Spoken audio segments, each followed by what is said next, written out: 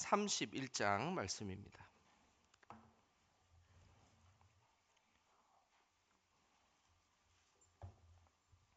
창세기 31장 1절에서 5절까지 말씀입니다.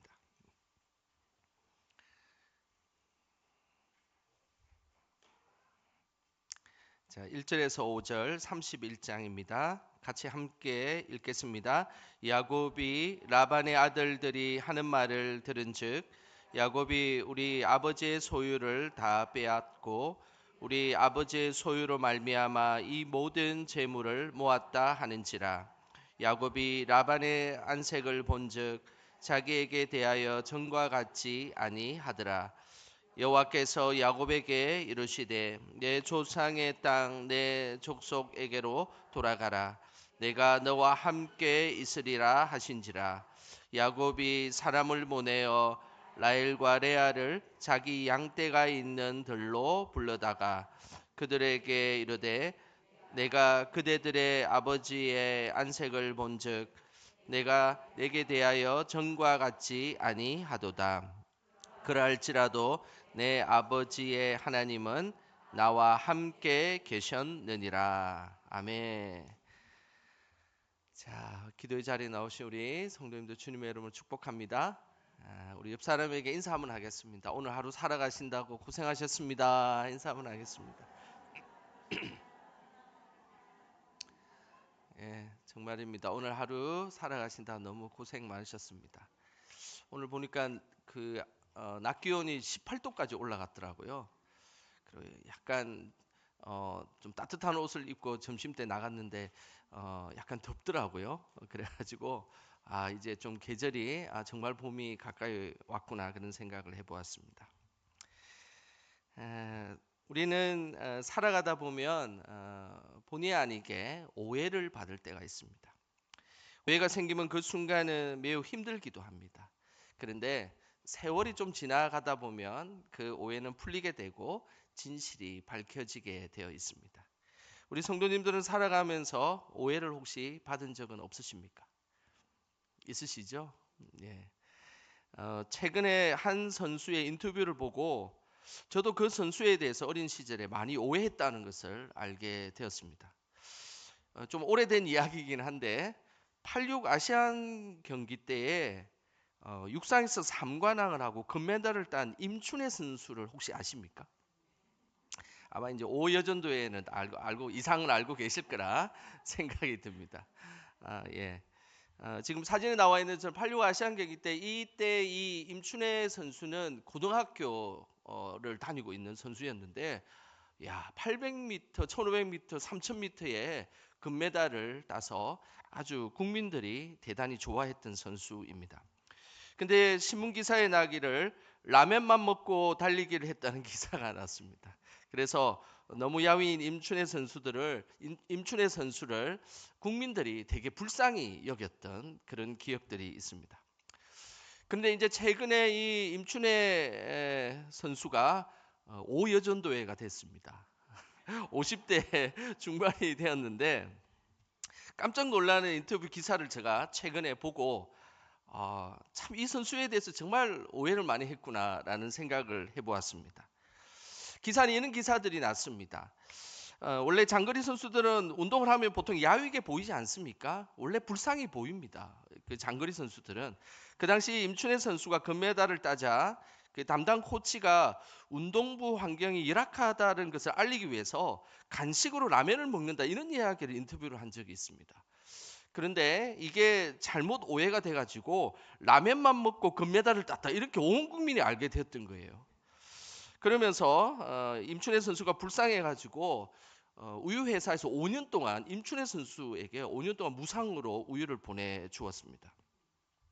그런데 사실은 임춘혜 선수는 밀가루를 좋아하지 않아서 라면을 먹은 적이 없는 선수입니다. 혹시 알고 계십니까?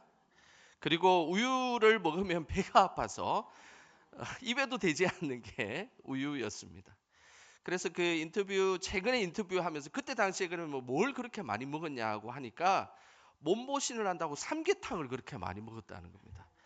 그러니까 결국 이 라면을 먹고 금메달을 딴 게 아니고 삼계탕을 먹고 금메달을 땄던 것이었습니다. 그때 당시 잘못된 기사로 모든 국민들이 오해를 한 것입니다. 그녀는 한동안 라면만 먹고 자란 소녀라고 놀림까지 그렇게 어린 시절에 고등학교 시절에 받았다고 합니다. 이제 40년 만에 진실이 밝혀졌습니다. 라면 먹고 뛴 것이 아니라 삼계탕을 더 많이 먹고 뛰었던 그런 선수였다는 것이죠. 우리는 살아가면서 이런 오해를 받을 때가 있습니다. 그런데 우리는 오해를 전하는 사람이기보다는 늘 진실을 전하는 우리 모두가 되시기를 주님의 이름으로 축복합니다. 오늘 본문에는 야곱도 오해를 받았습니다. 어떤 오해를 받았는지 오늘 1절에 이렇게 말씀하고 있습니다. 우리 1절 읽어보겠습니다. 야곱이 라반의 아들들이 하는 말을 들은즉 야곱이 우리 아버지의 소유를 다 빼앗고 우리 아버지의 소유로 말미암아 이 모든 재물을 모았다 하는지라. 야곱은 라반을 위해서 열심히 일을 했습니다. 그리고 나서 어느 날 야곱이 아니라 라반의 아들들이 오해를 하기 시작했습니다. 야곱이 우리 아버지의 소유를 다 빼앗고 아버지의 소유로 모든 재산을 모았다라는 그런 오해를 하기 시작했던 것입니다. 오늘 읽었던 이 31장 바로 앞에 30장에 보면 야곱과 라반이 거래하는 내용이 나옵니다. 어떤 거래를 했냐면 야곱은 노동의 대가로 흰색 양 중에 새끼가 나왔을 때 흰색은 다 라반이 가져가고 검은 점이 있거나 얼룩진 것이 있으면 이 자신에게 달라라고 그렇게 거래를 했습니다. 그리고 염소도 마찬가지입니다. 염소는 다 검은색이지 않습니까? 우리나라도 검은색이고 중동에도 염소는 검은색입니다. 그래서 염소 새끼가 나오면 검은색이 나오면 라반에게 다 주고 혹시 검은색 그 염소에 흰색 반점이 있거나 얼룩이 있으면 야곱이 가져가겠다. 이런 거래를 조건으로 약속을 했던 것입니다. 오늘날이나 그때나 양은 모두 흰색이고 그리고 염소는 모두 검은색입니다. 라반이 생각하기에는 이렇게 하면 자신이 유리할 것이라고 생각을 했던 것이죠. 그렇지만 하나님께서 흰색 양의 새끼 중에 검은색 점이 있거나 얼룩진 것을 더 많이 태어나게 하셨습니다. 그리고 검은색 염소 새끼 중에서는 흰색 점이 있거나 얼룩진 것을 하나님께서는 더 많이 태어나게 하셨던 것입니다. 결국 야곱의 짐승이 더 많아진 것입니다. 이것을 오해한 라반의 아들들은 야곱이 자신의 아버지의 모든 소유를 빼앗아 갔다라고 생각을 했던 것입니다.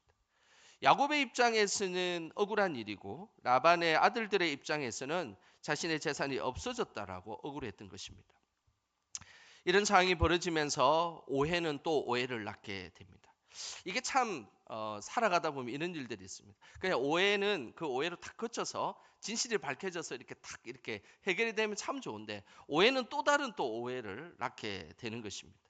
라반의 아들들뿐만 아니라 라반까지도 야곱이 자신의 재산을 모두 빼앗아갔다라고 오해를 했던 것입니다. 그 다음 절에 그 장면이 나옵니다.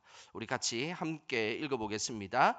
야곱이 라반의 안색을 본즉 자기에게 대하여 전과 같지 아니하더라.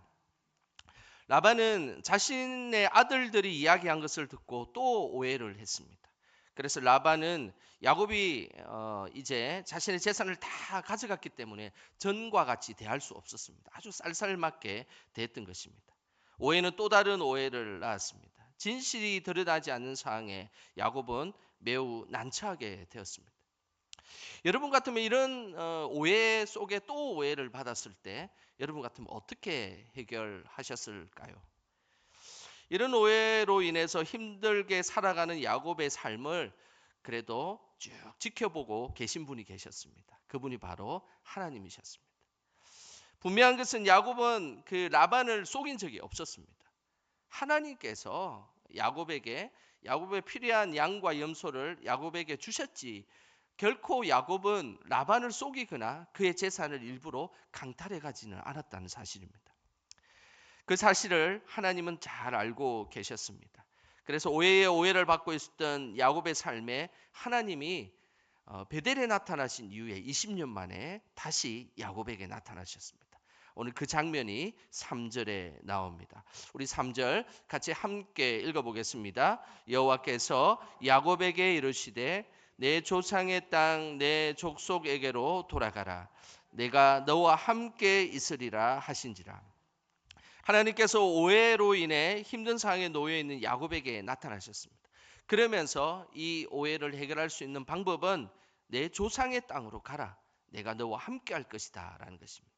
이제 더 이상 이 라반의 집에 있을 필요가 없다는 것입니다. 저 약속했던 그 가나안 땅, 조상의 땅으로 가라고 말씀하셨던 것입니다. 하나님은 이처럼 우리가 힘들고 어려운 순간에 나타나시는 분이십니다. 오해 속에 또 오해가 생겨서 계속해서 힘들게 살아가도록 우리를 그렇게 내버려 두시지는 아니하십니다. 하나님은 그 힘든 가운데 있는 우리를 찾아오시고 그리고 그 문제를 해결해 주시고 그 문제를 해결할 수 있는 방향을 우리에게 제시해 주시는 분이십니다. 우리는 살아가면서 오해를 받기도 합니다. 당장의 어떤 문제를 해결할 수 없는 일들이 생기기도 합니다. 그럴 때마다 우리와 늘 함께 하시고 그 문제를 해결해 주시는 하나님만을 믿고 살아가시기를 주님의 이름으로 축복합니다. 야곱은 삼촌의 재산을 다 빼앗아 갔다고 오해를 받았지만 그는 두려워하지 아니했습니다. 이 부분이 매우 중요합니다. 이제 야곱은 이전 같았으면 막 두려워하고 걱정하고 근심했을 텐데 야곱은 이 오해를 받고 힘든 상황임에도 불구하고 그는 두려워하지 않았습니다. 왜냐하면 하나님이 자기와 함께하고 계심을 믿고 있었기 때문입니다. 오늘 그 모습이 5절에 그대로 나오고 있습니다. 우리 5절 같이 함께 읽어보겠습니다. 그들에게 이르되 내가 그대들의 아버지의 안색을 본즉 내게 대하여 전과 같지 아니하도다. 그러할지라도 내 아버지의 하나님은 나와 함께 계셨느니라. 야곱은 비록 오해를 받아서 라반의 미움을 받고 있었습니다. 하지만 그러할지라도 자신과 함께 누가 함께하고 계시다고요? 하나님이 함께하고 계시다는 것을 그는 믿고 확신하고 있었기 때문에 오늘 이 어려운 문제에서도 야곱은 흔들리지 않고 살아갈 수 있게 되었던 것입니다. 우리도 여러 가지 문제가 쌓이고 오해를 받는 일들이 생길 수가 있습니다. 그러할지라도 하나님이 반드시 그 문제를 어느 시점이 되면 해결해 주실 것이고 그리고 그 문제를 풀어 주실 것을 믿으시기를 소망합니다. 야곱의 믿음은 이제 단단해지기 시작했습니다. 더 이상 변덕스러운 외삼촌 라반을 믿지 않았습니다. 만약에 또 믿었으면 또 당하고 또 당했을 것입니다. 하지만 이제 야곱은 신실하신 하나님만을 의지하는 믿음의 사람이 되었던 것입니다.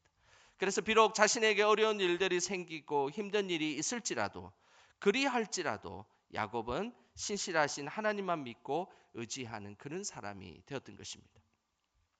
우리는 살아가면서 정확하지 않는 일들로 인해서 오해받기도 합니다. 어떨 때는 모함을 받기도 합니다. 그럴 때는 정말로 힘든 시간을 보낼 때가 많습니다. 당장 찾아가서 바로 잡고 싶기도 하고 오해를 풀고 싶을 때가 많이 있습니다. 오해를 풀고 바로 잡을 수 있다면 찾아가서 오해를 푸는 것도 방법일 수 있습니다. 그런데 그런 일이 있음에도 불구하고 풀리지 않을 때가 우리에게는 더 많다는 것입니다. 그럴 때 그러할지라도 내 하나님 아버지께서는 늘 우리와 함께 계셔서 우리의 문제를 가장 적당한 때에 풀어주신다는 것을 믿고 살아가시기를 축복합니다. 한 번도 나를 실망시킨 적 없으신 그 신실하신 하나님만을 믿고 살아간다는 것. 그것은 이 땅에 우리에게 큰 힘이 될 것입니다. 오늘 함께 기도하고 찬양할 때에 늘 우리를 한 번도 실망시킨 적 없으시는 그 하나님의 은혜가 우리 안에 가득하시기를 주님의 이름으로 축원합니다.